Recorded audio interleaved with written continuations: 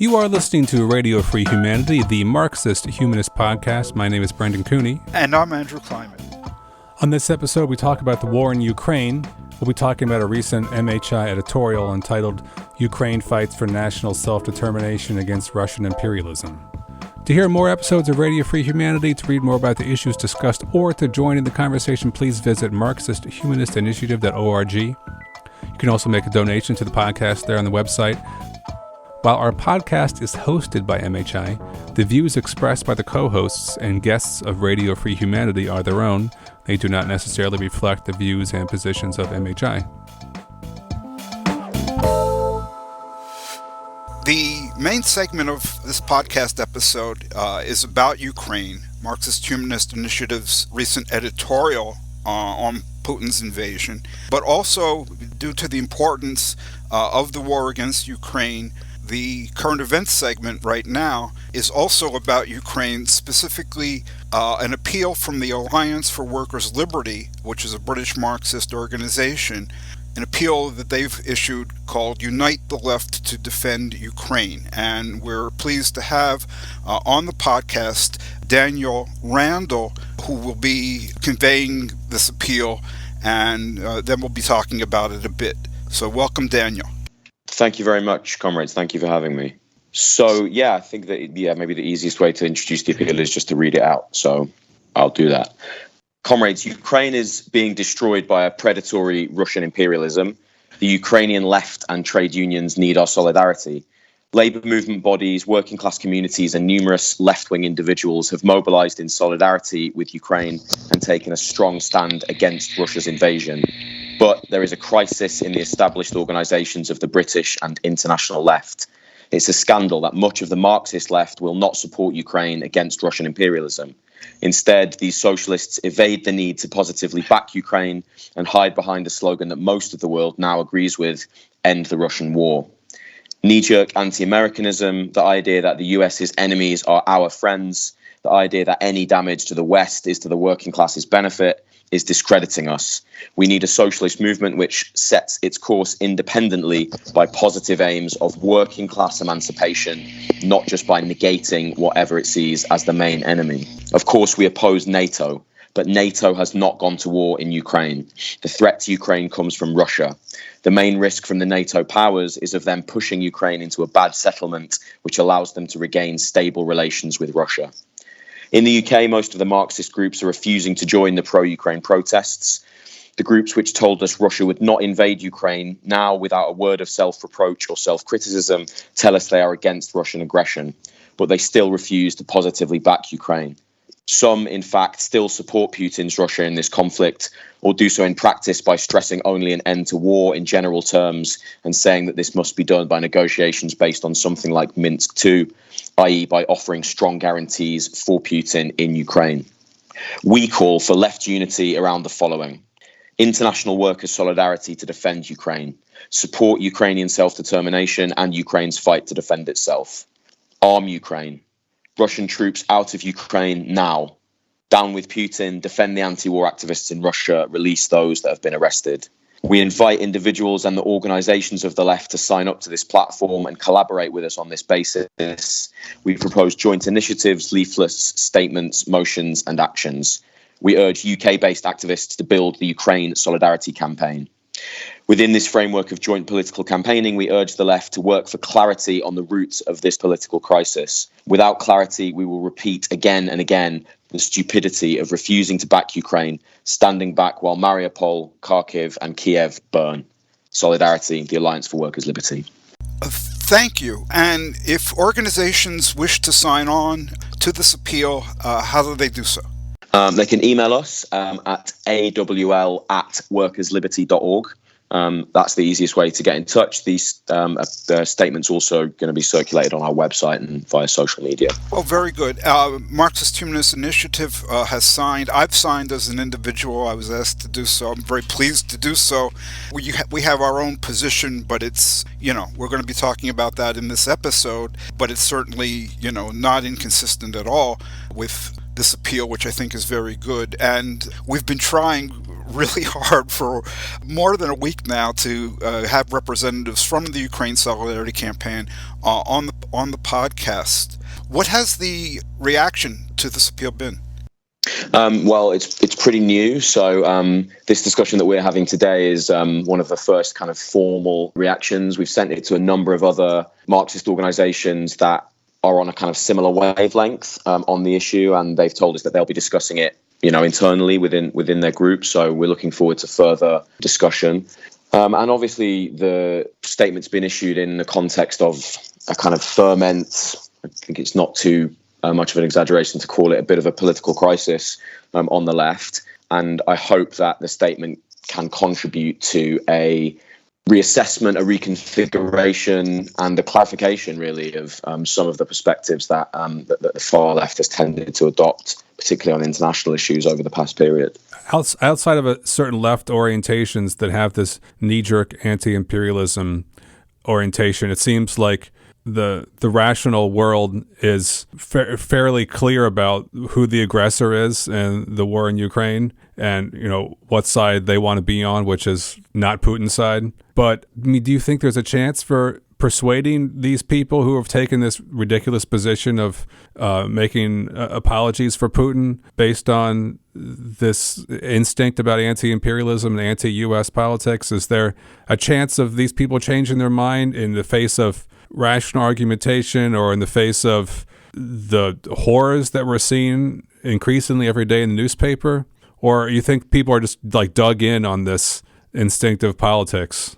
Well, I mean, look, I think all of us on the left kind of have to believe in the possibility of a sort of fundamental ideological transformation and shifts in consciousness, right? Otherwise, we wouldn't be doing what we do. So, yeah, I do think people are capable of reconsideration and of changing their minds. Having said that, look, we're under no illusions that issuing this statement is going to lead to some kind of Damascene conversion or series of revelations whereby groups that have adopted this kind of campist, sort of Stalinoid type approach that we're talking about are suddenly going to, take full account of that and reverse their line. But as I said, this statement's issued in the context of a kind of political crisis, political ferment. And I think that those are moments in which people can reconsider and ideas can change. I mean, there's an extent to which it's easy to feel quite helpless and powerless in the situation. We're not in a situation like the one of a century ago where the revolutionary left was a force with very significant social weight, capable of kind of contending for hegemony within mass labor movements. So there's a bit of a temptation to just sink beneath despair and think, what does it matter what the far left says? It's a marginal and irrelevant force anyway. But I think if we as a left are ever going to rebuild out of that marginality, that has to start with political clarity. Obviously there's a practical imperative too. The statement addresses that. There's a very urgent practical imperative around, material solidarity work with left and labour movement forces in Ukraine. But there's also an ideological imperative. And I think if the far left is going to rebuild out of marginality, the revolutionary class struggle left I'm talking about, then thrashing out the politics is a kind of necessary part of that. So we hope that the statement can contribute to that kind of discussion and ferment on the left.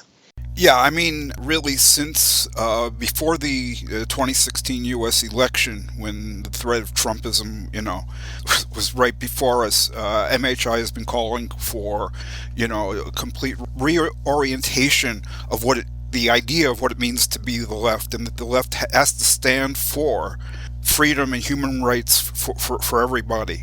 And, in this kind of moment where the so-called knee-jerk anti-imperialist left, that they're not really anti-imperialist, but where they're kind of divided. Okay, there's confusion and dissension within their own ranks, and as the appeal notes, they're trying to hide behind lowest common denominator formulas like end the war.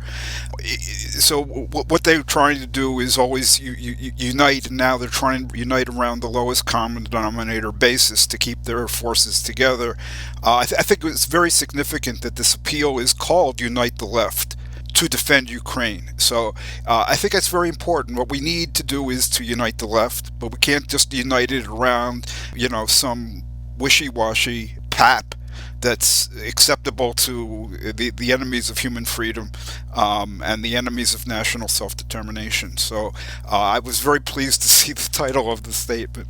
Yeah, I mean, I think something you've said there, I think, really speaks to the heart of what we're trying to do and the contribution we're trying to make to the discussion. And it's something that definitely goes well beyond the kind of immediate issue of Ukraine. You talked about the imperative for the left to stand for consistent democracy, self-determination, freedom, working class self-emancipation, et cetera, and I think really this kind of division, this ideological division that we're talking about on the left, could really be summarized in terms of that conception. The idea that the left needs to define itself positively in favor of these of certain things, versus a view that the left should basically be defined negatively. In terms of just negative opposition to whatever it determines the kind of so-called main enemy is, and therefore any other oppositional impulse or agency against that main enemy is kind of ordained as an agent of progress. And there's a whole series of issues where you can see this similar kind of dynamic played out. Syria is obviously one that is talked about a lot, and in a lot of ways those dynamics kind of thread through into the Ukraine crisis as well. And what we're trying to do with the statement is very much appeal to the organized left to re-anchor itself in that kind of positive self-conception around fighting for those kind of foundational principles, rather than seeing itself as a movement merely of negative opposition and ordaining any other opposition, even if it's opposition in the name of a reactionary alternative, as progressive. Well, thank you again, Daniel, for being on the podcast. Again, that was Daniel Randall from the Alliance for Workers' Liberty. Thank you for having me on, and it's good to be in touch. Up next for our main segment, we're going to talk more about Ukraine. Today is Friday, March 11th, and we're going to be discussing an editorial which MHI released on March 7th entitled "Ukraine Fights for National Self-Determination Against Russian Imperialism." Joining me, as usual, on the podcast is my co-host, Andrew Kleinman, as well as our frequent guest, Anne Jaclard, Organizational Secretary of Marxist-Humanist Initiative. And am I right that Anne and Andrew, you were the principal authors of this editorial? Yes. Well, I hope listeners take the time to read through the editorial. I think it does a good job of laying out some of the fundamental issues that are at stake in this war in Ukraine right now, as well as differentiate what MHI is saying from some of the other voices we're hearing in the left right now. There's a lot to get through. We probably won't get through all the details, but people should read it on the website. But let's just read the opening couple sentences, and then we'll get into the weeds, right? So it starts off saying, Marxist-Humanist Initiative opposes and condemns the Russian military invasion of the independent nation of Ukraine. We oppose it without reservation, without qualifications or excuses, without the whataboutism, such as, but what about the role of the US and NATO in all this, that some of the so-called left continues to put out. By now, many of our listeners may be familiar that some of the commentary on the Ukraine war goes into some pretty long asides about the role of NATO expansion or U.S. foreign policy in the background behind this crisis. Some of the commentary almost overtly implying that, Putin is just a rational actor responding to this provocation. But that's not the position taken in this editorial, right? The first section is called Russian Imperialism versus National Self-Determination.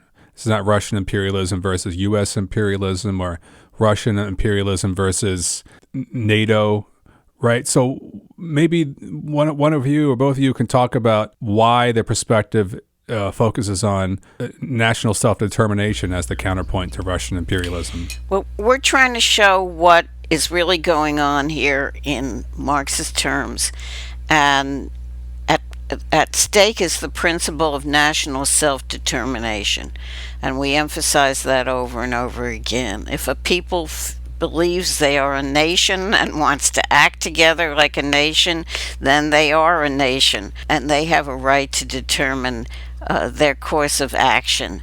And that's the point. And this failure to see this seems to me to be the main thing underlying the criticism of our position, or the criticism of the Ukraine even defending itself. But to us, that is crucial. And that's why that's in the first section. I had thought when I started drafting that there was going to be a lot of objection to the term Russian imperialism, so we put Russian imperialism and national self-determination in the headline and first to be discussed, but nobody seems to be seriously saying this is not imperialism. It's absurd to say that Ukraine invaded them, or NATO invaded them by being too close to the border, or whatever it is. It's good old-fashioned imperialism. It doesn't matter that the Soviet Union once called itself socialist. It's gone, and it never was socialist anyway, and there's plenty of imperialism there. As soon as Lenin died, the Stalinists began taking over these little countries like Ukraine that they had promised to free. But it was a big principle with Lenin, and it is with us, that every country has the right of national self-determination. Yeah, I just want to add that this is an issue that we discussed in an earlier episode, and we were discussing Raya Dunevskaya's view on national self-determination for black people in the United States. And she said, look, it's a nation. In this case, it's not people who want to be territorially separate, but they have the right to express their national aspirations, and these are national aspirations, in the manner that they see fit. And she invoked Leon Trotsky, and said the question of who is a nation, it's up for the people to decide. It's not for outsiders to decide. And we talked during the episode about how that was a break with a lot of thinking. For instance, Stalin and people like that would try to give you objective criteria for what is a nation and what is not. They have a language, they got territory, etc., etc. And this is just a very, very different way of thinking, which is people can decide for themselves. Not everybody is happy with our use of the word Russian imperialism. I sent a link on a mailing list that I'm on, and somebody wrote to me privately, said, Russian imperialism? And you call yourself a Marxist. Well, yeah, I do. I think what a lot of people have done who call themselves Leninists is say, well, when Lenin analyzed imperialism in his pamphlet, he said that the imperialists export capital. In other words, they engage in foreign investment. And the traditional thing was the USSR didn't do that, didn't export capital. But that was just Lenin describing a key feature of the imperialism of his time. He didn't give us a special definition of imperialism. He used the standard idea of imperialism, which is not specifically Leninist, and it's in fact, there have been empires and therefore imperialism well before capitalism. So to any normal thinking person, what Russia is doing is imperialism. It's imperial conquest and subjugation, and the only thing that's blocking recognition of that nowadays is we still have this really, really harmful belief that there are two camps in the world, the so-called imperialist camp and then the anti-imperialist camp. In other words, pro-US and anti-US forces. And this is an imperialist way of thinking because it hides the mass struggles in each country against the rulers. There are two worlds in each country, and when you accept that there's the U.S. interests, there's the Russian interests, and we got to split the difference for world peace, you're selling out the Ukrainian people, and you're selling out the Russian people, and the American people, for that matter. And some of the accounts from the left about this war, in their attempts to do what they describe as providing context, it almost creates an image of the world in which the only actor with agency is the United States. And everything else is just like a reaction to U.S. actions. So in this kind of vulgar way, it makes like Putin just seem like he's this acting, I guess, like logically in as a response to the aggression of US imperialism or NATO expansion or whatever. It just seems like such a laughable way of understanding global politics, and I'm surprised that intelligent people on the left would argue things like this, but I've seen it from many people now. An inability to like let the Russian state or Putin have any like agency or responsibility whatsoever. I mean, there's always some pro forma condemnation of Putin, but it's always like almost like an aside to the real argument, which is that Putin is just somehow only understandable as the result of the only entity with agency in global politics, which is the United States. I don't even know how you go about countering that because the whole idea is so absurd at face value. But I like the way this editorial brings up the self-determination of the Ukrainian people as a part of the subject itself, right? Because in that picture that we hear from some people on the left, it's like just completely erased. Like Ukraine as a nation full of people that might not want to be neutral towards Putin or might not want to side with Putin. I mean, you hear these things on the left where people are like, it's like, oh, maybe Ukraine should remain neutral so that we can pacify Putin so he can meet his legitimate security concerns. As if the people who live in Ukraine are supposed to be like pawns, like give up their right to like be free of the fascist and authoritarian influences of Putin in order for other people, have some buffer between them and Russia or something. It's just, they're not treated as like real people with any agency or legitimate concerns as political actors. Exactly. That's the extension of this question of national self-determination is letting people develop their own country in their own ways and not being pawns of anyone, but also not being straitjacketed by what the world expects of them. And I think what we're still suffering from 30 years after the fall of the Soviet Union is this concept of there are only two worlds. There's U.S. with its imperialism, and there's everybody that the U.S. opposes for whatever reason, and those are the two camps. And it's campism that's left over from the Cold War days, but that was long ago, and a lot of things have changed. And most specifically, as you just pointed out, Brendan, the U.S. is not the major determinant of everything that goes on in the world. On in a world that denies everybody else agency. It certainly denies the imperatives of the mass movements fighting for freedom all over the world. And it just keeps us in the mental straitjacket of how to think about the whole subject of what's going on in the world. There is still a segment of the left that goes along with this, just as a segment of the right that has the old happy warrior Cold War mentality or hot war mentality.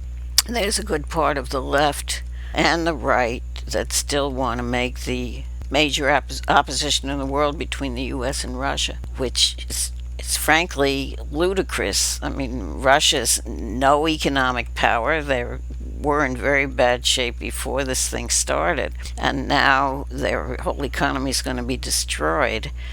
So they're a weak little country. What they have is a militaristic leader and a lot of weaponry, including nuclear weapons, that makes it very dangerous. And the idea that this is okay and we must do whatever is necessary to placate Putin is just, it turns your stomach when you see his army and airplanes slaughtering the Ukrainians, literally. In terms of, how do you counter this attempt to characterize the world as if the only entity with any agency were the U.S. government or, its puppets? We try to do that kind of specifically in the editorial. We quote Thomas Pally. He's co-editor of the Review of Keynesian Economics and former assistant director of public policy at the AFL-CIO. And he said, well, look, this was right after the invasion began. He said it was inevitable. The US and NATO backed Russia into a corner, and there was nothing else that they could do but invade, So it was like, the US is to blame here. Russia is just instinctively reacting. It couldn't do anything else. So what we do is really just take this apart and show that it was not inevitable in a variety of ways. And the key, again, is the imperialism, the acceptance of imperialism, the taking for granted of an imperialist vision of the world as the key.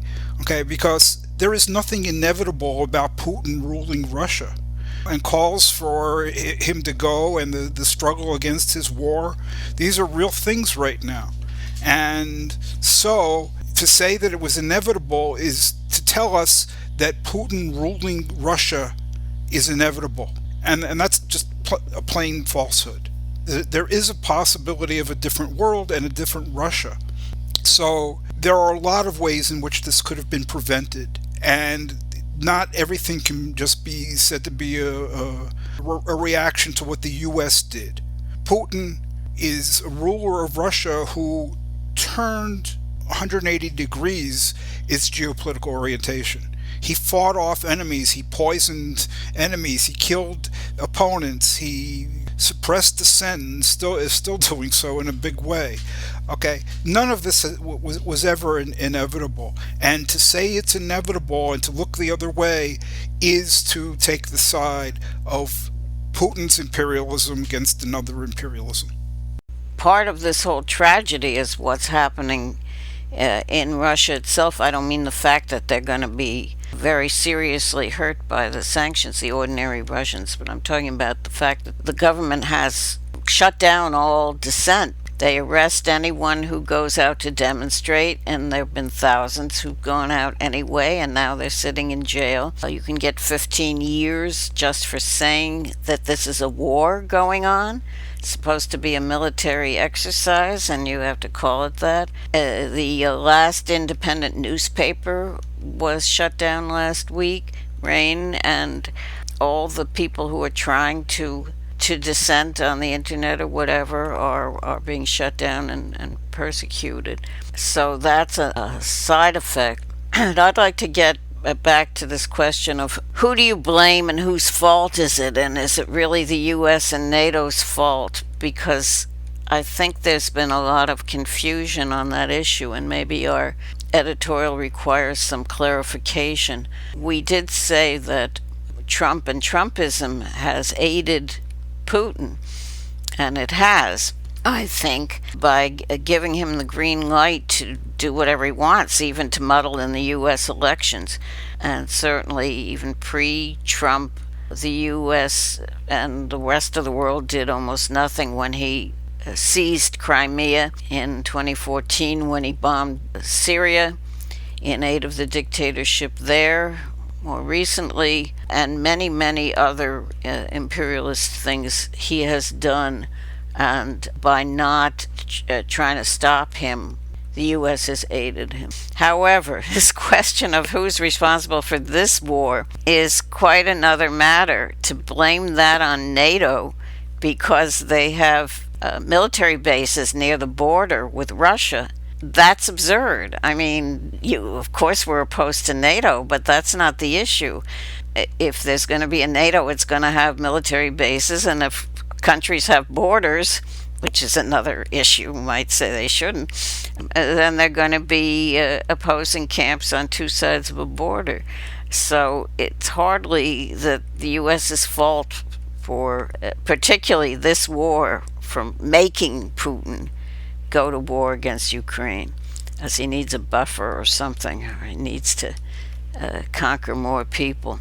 It's just crazy. All the soft on Putin so-called left is preventing us from thinking. They're like, oh, well, Russia has these legitimate security concerns. Yes, and Ukraine doesn't, right? It's always, these are not even real people. They're just pawns in a global struggle between the one camp and the other camp. Okay, that is acceptance of imperialism. That is, therefore, imperialist thinking. It's unacceptable to revolutionaries, and we've got to call it out, and we've tried to in this editorial. as Anne said, now you can, be jailed in Russia even for calling the war a war instead of a special operation. And I think it's very important when you look at what the so-called left is saying to look at how they characterize this invasion. Are they even calling it an invasion? And if they're not, what we see is that they're tacitly condoning it and on Putin's side. I mean, in the editorial, we note that the Stop the War Coalition, a British group, right after the invasion started, they didn't even call it an invasion. They called it the movement of Russian forces into Ukraine, which sounds to me like, a lot of these people were talking about January 6th. So, the entrance of people, pro-Trump people into the Capitol. It's the same kind of thing, right? Yeah. You called to our attention yesterday, Brendan, a piece by David Harvey, and he says something like, well, this is not to excuse the actions of Putin. He wouldn't even say what actions we're talking about. I mean, it's as if Putin picked up the wrong fork at dinner or something. So there's a lot of delicacy in the way these people deal with it, and the refusal even to call it an invasion when it's clearly an invasion shows that they're really in Putin's camp. Again, it's this bipolar mentality. There are only two camps, and you have to be in one or the other. And so if you hate the U.S., you have to be in the other, whatever it is, no matter how tenuous its connection to anything revolutionary. I mean, it's even if you thought the Soviet Union was socialist, which we did not, it has no connection to that. In fact, Putin's blaming Lenin for the creation of Ukraine because he believed in national self-determination. But I wanted to say one other thing about the security. They need the security. Aside from the fact that assuming only one side of the border needs protection from the other, the whole concept of fighting wars by marching in and taking the land is very out of date. Russia's marching in and taking the land because he wants control of the country for geopolitical reasons, but not for Russian security. These days we can send missiles from halfway around the world or more, and you can make war on someone without getting very near them at all. So what does it mean that you've got to have a neutral country on the other side of the border? It's meaningless and it's silly. It's a euphemism for it's legitimate for Putin to stop the expansion of NATO. That's what they're really trying to communicate to us, I think. Yeah, well, that's what this whole thing is about. Certainly, we agree that NATO is a terrible thing. We didn't bother to mention that in the editorial because we didn't want to take the ground of those people who were trying to make it Russia versus NATO instead of Russian imperialism versus Ukrainian right to self-determination. It goes without saying that all the militarists on all sides of every country are bad and evil and we don't like them. The question is, who do you look to now for ideas about liberation and actions to help those who are struggling for liberation? And that's what needs to be focused on, not all this political stuff, in my opinion. Another angle that people are talking about a lot is opposition to the war within Russian society and to what extent it might be threatening to the status quo in Russia. Well, it's hard to know because they have been silenced. We can only hear from the people who have fled or were always reporting from outside the country now, who are trying to give some view of the massive protests, which I understand are still going on in spite of their jailing everyone and giving them draconian sentences. They're still going on, but they're not as big as they were a week ago or so, and when one hoped they might possibly grow to the size of a revolution, since taking Putin out would be the best way to stop this war, because you'd also have a new day in Russia. It's going to be very rough, but I think that the opposition forces, the pro-democracy forces, are sensing an opportunity here. We've heard from Navalny recently. Kara-Murza was on TV yesterday explicitly calling for regime change, which means getting Putin out of power. And that's going to be rough, but I think people are sensing an opportunity. The war is not going well for Putin. He's got opposition even within his own government and the military. Some oligarchs have even come out against the war. There's mass opposition within Russia. The opinion polls tell us that less than half of the population supports the war, and that was a while back. And a lot of people don't even know what's going on because of his lockdown against any independent publicity.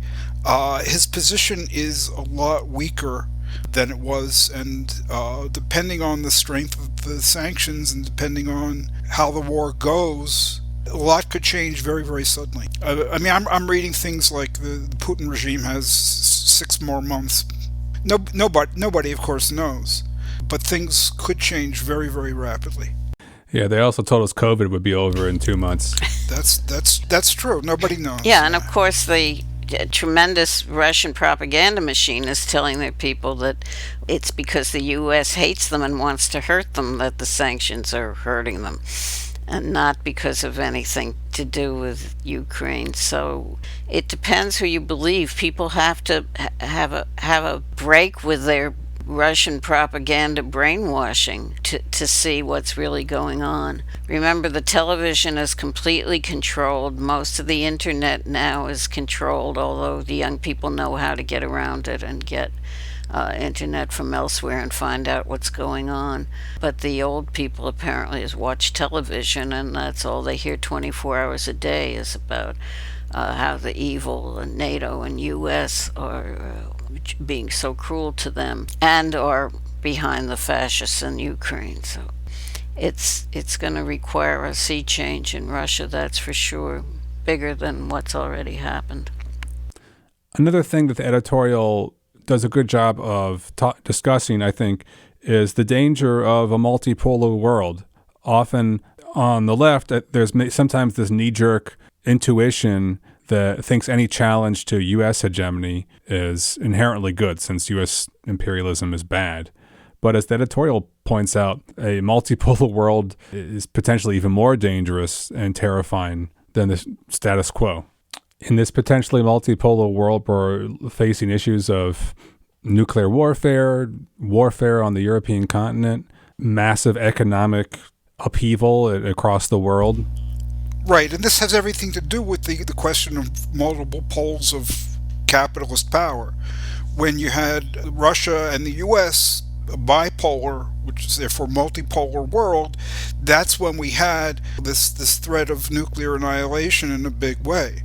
Once the USSR collapsed, you had a single pole of world power, US hegemony, then the threat of nuclear war annihilation subsided to a large degree. And now that we've got this multipolarity again, and we've got not only US imperialism, but Russian imperialism, now we're back to the competition between multiple poles of capital, and they're nuclearly armed. So this multipolarity is like, it's not only has nothing to do with social revolution, and Marxism, it's not even an improvement over the status quo. It just means there are more powers with nuclear arms that we have to worry about. They're imperialist ventures too, and China certainly, Iran, and other places that are eyeing or meddling in many other countries and competing in for world capital, resource control, markets, all the reasons that capitalism goes to imperialism, and all these countries are capitalists. There's no socialist pole. People just have to get that idea out of their minds in order to understand what's going on. And any of these countries could get aggressive, and it's only in a sense by chance that the U.S. has this rule against going to war for anyone but NATO. There have been plenty of other times when they could have gone to war, and it's extremely dangerous. And Andrew, I don't agree with you that the nuclear threat ever really abated. It was people stopped talking about it for a long time because mutually assured destruction policy had worked well for so long, where everyone was afraid to start a war. I don't think it abated. I think it subsided. In other words, it didn't go away, but when Russia was not in position to be threatening, there was less threat of nuclear war. It's just recently come back in a big way in the past couple of weeks. Yeah, I mean, of course, there's North Korea. I understand that, but and a lot of other places. In other words, there's that doomsday clock that the Bureau of Atomic Scientists, is that the name, puts out, and it's never been less than 2 minutes before midnight or doomsday. There's always been extreme dangers from nuclear war, and the more countries that have nukes, the more dangers, and that has to do with the multipolarity also. You're going to have everybody standing off against everybody. It's really dangerous stuff. I agree with all of that. I'm talking more like the population of Finland and Sweden quaking in its boots and, monitoring the news, like hawks, because they're worried about what might be happening on their soil at any moment. We didn't have that for a while. But let me just say on the multipolarity thing, the invasion of Ukraine really shows this, I think. What kind of alternative is multipolarity? It's like, okay, you're not under the subjugation of an imperialist power. You're under the subjugation of multiple imperialist powers. How is that an improvement over anything? Which leads us to our slogan that we need to mention over and over, which is that the alternative to war is not peace. It makes no sense to call for peace in a capitalist world. It's only going to be temporary. It's only going to be until competition somewhere heats up again so much that war breaks out. So we say the alternative to war is not peace, it's social revolution. That's what we need, a different world order coming out of different relationships within each country. And that's crucial. And it's crucial that we discuss that, so we're not just saying, oh, everything's terrible, we're doomed, we can't stop Russia, we can't stop the US. No, there's always this possibility of genuine social revolutions, and if one would break out in the US, boy, would that make it easier for everyone else in the world. But one breaking out in Russia would also be a tremendous inspiration to the rest of the world, and we have to work for that in every way we know how. Toward the end of the editorial, there is a section entitled "The Struggles Against Trumpism and Putinism," and it points out that Trumpism and Putinism are basically two sides of the same coin, or two facets of one and the same problem, that they're both manifestations of a rising global tide of authoritarianism and rejection of liberal democracy. And of course, we know that Trump colluded with Putin to win the 2016 election, and that the Republican Party has been nurturing their ties to the Putin regime for a while now, along with other right-wing currents in the U.S. politics. I was surprised in that David Harvey piece that we briefly discussed earlier. After spending the whole piece talking about all the bad things the US and NATO have done and not really mentioning Putin at all, like it's not even using his name for most of the piece, Harvey says, quote, "None of this justifies Putin's actions any more than 40 years of deindustrialization and neoliberal labor suppression justifies the actions or positions of Donald Trump," end quote. I was fascinated because it's clear like he's making the same kind of argument to excuse Putin that the soft on Trump leftists used to excuse Trump. I mean, he's saying this argument doesn't justify Putin's actions, and that neoliberalism leads to Trumpism argument doesn't justify Trumpism. But he is saying that one causes the other, and therefore the real problem is not Putin or Trump, it's this other thing that caused them, right? So it's sort of like a half-hearted attempt to back away from the strength of this sort of position in which only the U.S. can cause Putin's, only neoliberalism can cause Trump's. But it's the same sort of logic that we see in both in both scenarios. And this is, I guess, like the playbook for parts of the left for how they understand authoritarianism in general, whether it's national or international authoritarianism, that there's this knee-jerk instinct to not let authoritarianism be a threat in its own right, to not let authoritarianism be like a force on the political stage that is legitimately threatening, but only have it be like something that is caused by or a stand-in for or a symptom of neoliberalism or one side of the imperialist equation. It sometimes appears like someone's giving you more context so you can have a better understanding, but really it's like a lack of understanding, because it's an attempt to explain things where there's only one force in the world that can ever cause things to happen. Yeah, I mean, the script got written a long time ago by Noam Chomsky, and basically all these people are following the Chomsky script, and Chomsky has turned this into some sort of principle or doctrine about how to do politics, and it's basically, here I'm going to be an apologist for one side, but not actually be apologist in the sense of like echoing their talking points or saying anything good about them. I just say, well, you know, we're not going to excuse Putin's actions, but, and then what you do is you deflect away from what they do back to your hobby horse of attacking the side that you want to attack. Now, the fact is that although this is very clever, particularly for people who regard the world as being in two camps, if you spend all of your time attacking the one camp, you are acting in the service of, hello, the other camp.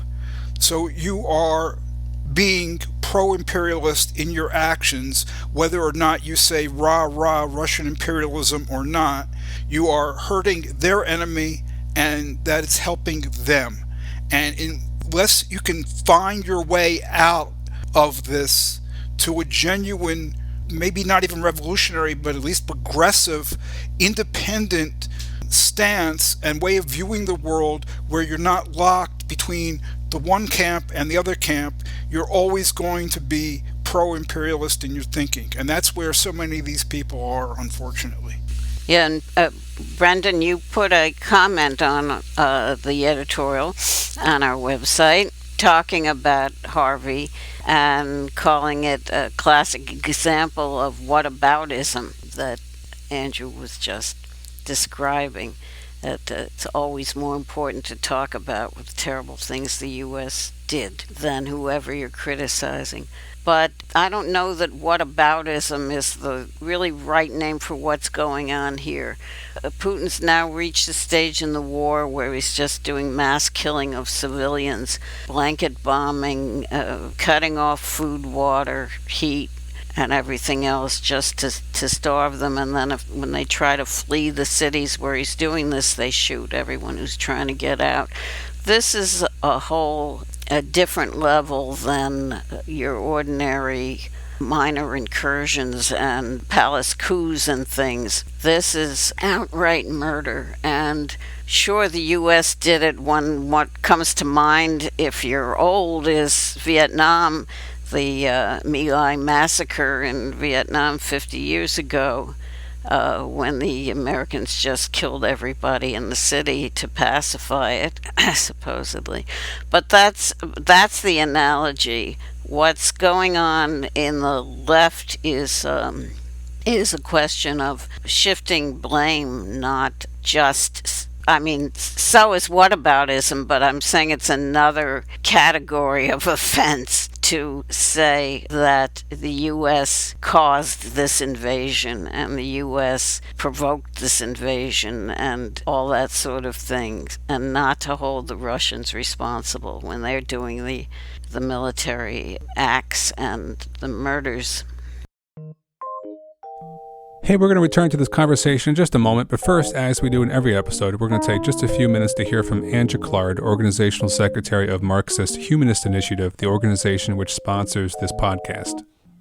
Marxist-Humanist Initiative, or MHI, aims to contribute to the transformation of this capitalist world by projecting, developing, and concretizing the philosophy of Karl Marx and its further development in the Marxist humanism articulated by Raya Dunayevskaya. The ongoing COVID-19 pandemic and today's many other social, political, and economic crises make this a moment to engage people in discussion of these ideas. In the U.S., we are faced with the threat of Trumpism triumphing and all-out authoritarianism extinguishing our right to carry on these discussions. Yet at the same moment, the multiracial movement for Black lives has spread to every corner of the country and the world, launching a flood of activism and new ideas that deepen the concept of freedom. MHI is dedicated to the task of proving theoretically that an alternative to capitalism is possible. We are distinguished by our economic analyses in which we do not merely assert but demonstrate that the only opposite to the current world economic system is its abolition and replacement with one not based on the production of, quote, value, close quote.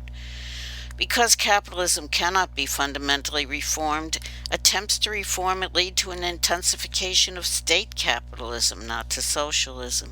We are not a political party, nor are we trying to lead the masses who will form their own organization and whose emancipation must be their own act. But we have seen that spontaneous actions alone are insufficient to usher in a new society. We seek a new unity of philosophy and organization in which mass movements striving for freedom lay hold of Marxist philosophy of revolution and recreate society on its basis.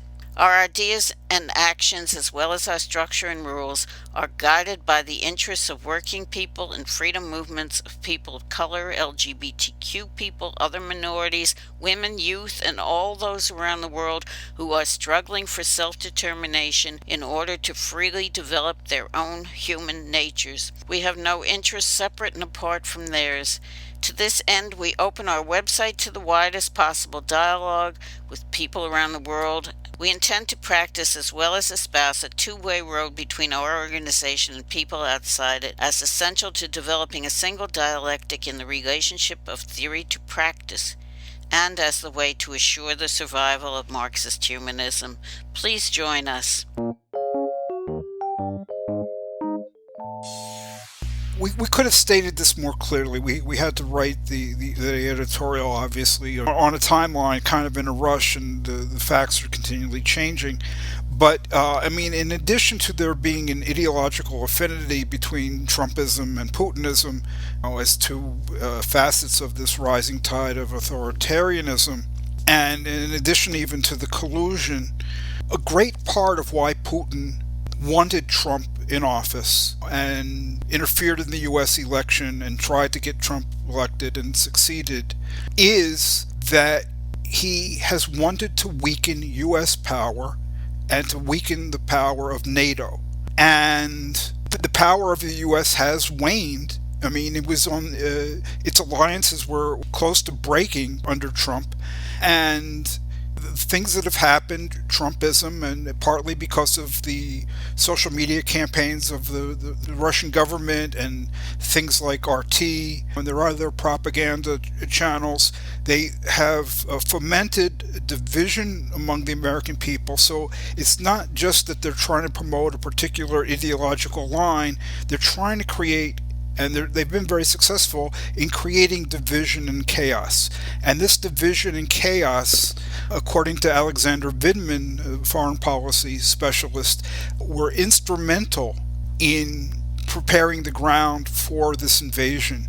Vindman points out that when did the preparations for this invasion begin? Very shortly after January 6th.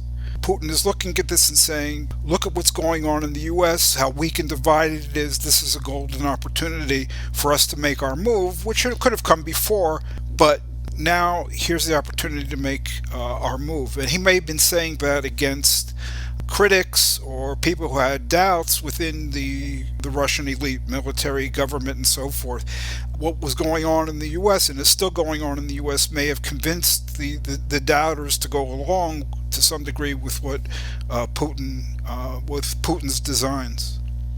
I just want to mention that the world's reaction is very strongly in favor of Ukraine. There are protests beyond the US and the UK, and of course within Russia, but there are protests all over the world.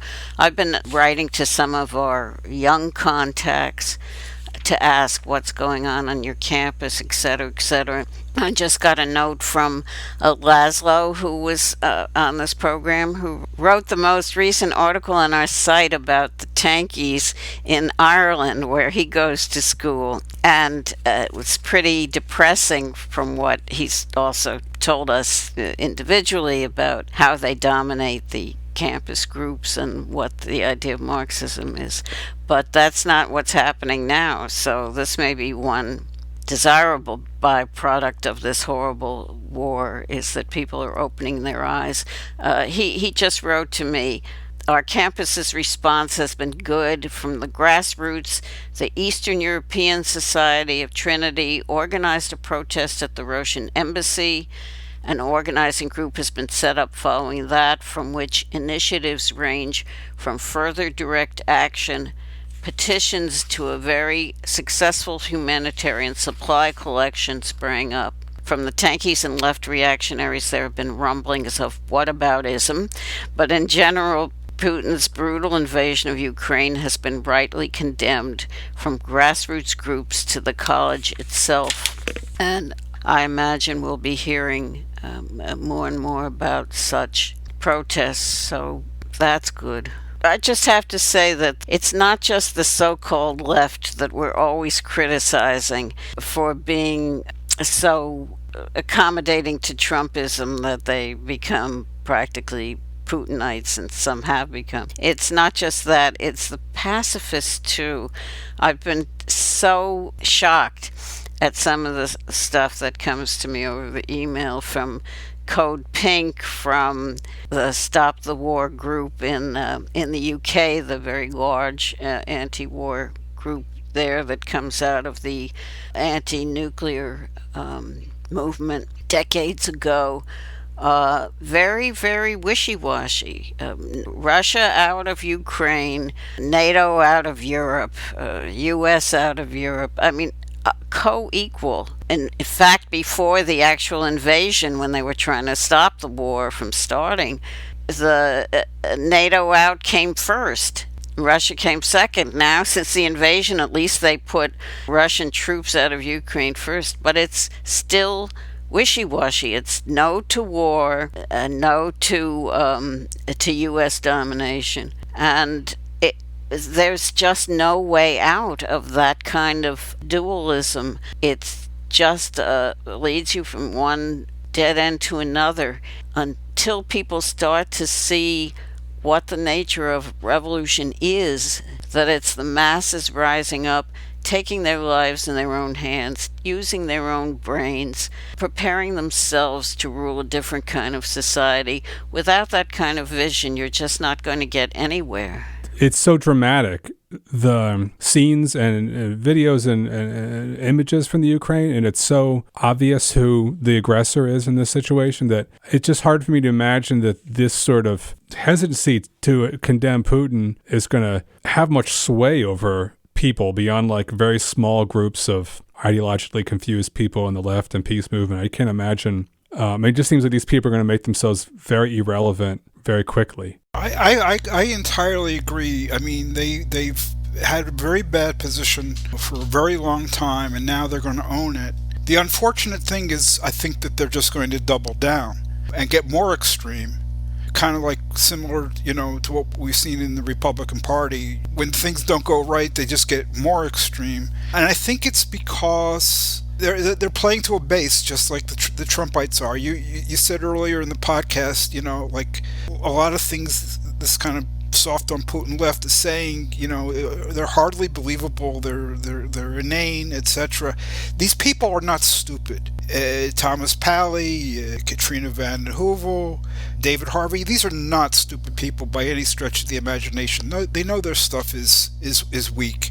They're playing to a base. Okay, they're playing to a base that wants, it's probably not very sophisticated and wants this kind of stuff. If you're new and you're rejecting the status quo, the first reaction, the first negation, of what is just to take the other side. I don't like the US imperialism, so rah-rah Putin. A lot of really puerile stuff like that. Those are the people that they're playing to. And I think that's their top priority, actually. Hey, that's all the time we have for this episode of Radio Free Humanity. If you like the podcast, please do stop by Marxist-Humanist-Initiative.org to listen to other episodes and to read more about these issues and others. As always, if you like the podcast, we encourage you to write to us, to comment and rate the podcast, and of course to share with all your friends and enemies.